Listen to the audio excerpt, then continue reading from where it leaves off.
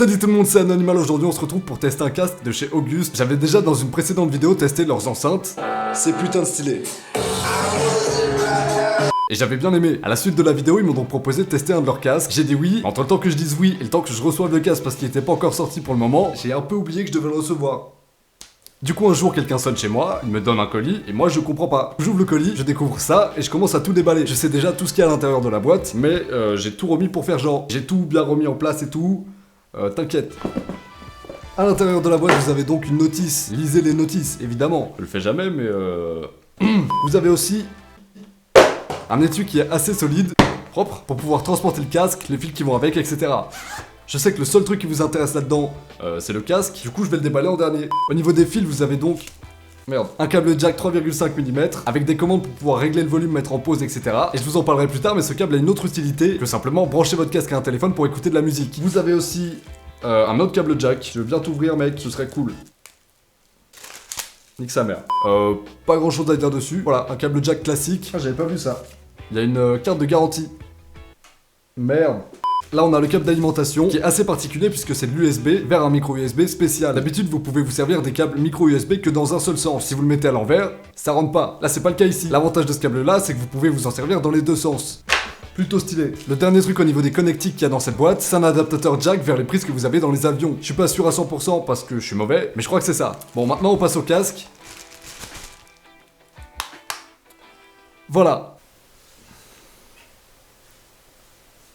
C'est quoi le nom? La référence de ce casque c'est le EP750 Bluetooth, et vous l'avez compris, c'est un casque Bluetooth. Vous l'avez vu tout à l'heure, c'est un casque qui peut se plier, donc qui peut se ranger et se transporter pas mal. Il a été fait en partie pour tout ce qui est voyage, transport, etc. Donc voiture, train, bus et avion. Et c'est d'ailleurs pour ça qu'on avait un adaptateur tout à l'heure. Ça fait un petit moment que je l'ai chez moi du coup et que je peux le tester. Je l'ai pas remis dans la boîte direct. Je vous ai douillé jusqu'au bout. Bon, ça fait un petit mois que je m'en sers. Bon, au moins ça m'aura permis de pas mal le tester et de me rendre compte de pas mal de trucs. Au niveau du confort, franchement c'est pas dégueu. Les mousses du casque sont ultra confortables, les oreillettes peuvent s'orienter pour s'adapter à la façon dont vous voulez porter le casque. Le seul truc qui peut à la limite déranger, c'est le fait qu'il serre un peu pour pouvoir rester en place. Mais honnêtement ça se ressent pas tant que ça. Ça m'a un petit peu gêné la première fois que je l'ai testé pendant quelques heures, mais après je l'ai plus senti. Faut juste le temps de ça... Mais putain d'insecte de mes couilles là. Casse-toi. Ah je vais te déglinguer. Je les ken. C'est bon. Il est mort.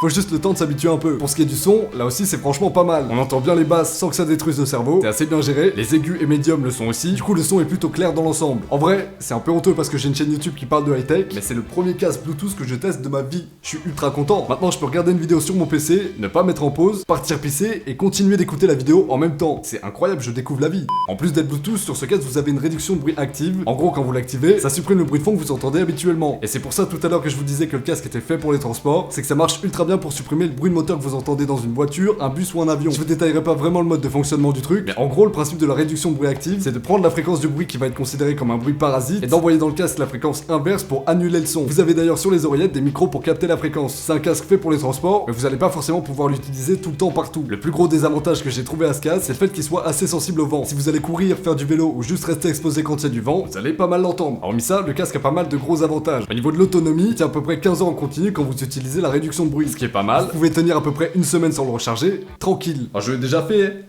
Il y a aussi un autre truc que j'ai trouvé plutôt cool avec le Bluetooth, c'est qu'une fois que vous avez connecté le casque comme je viens de le faire, vous pouvez jouer de la musique en Bluetooth normal, mais vous pouvez aussi brancher filairement un autre casque à ce casque qui lui est connecté en Bluetooth pour pouvoir écouter de la musique simultanément dans deux casques. Je vais essayer. Pour tester, j'ai pris le Roccat Cross, j'avais déjà fait une vidéo dessus. Du coup, je vais juste mettre de la musique dans le casque Auguste en Bluetooth et ensuite je le relierai au Roccat Cross. Voilà, là j'ai mis de la musique dans le casque.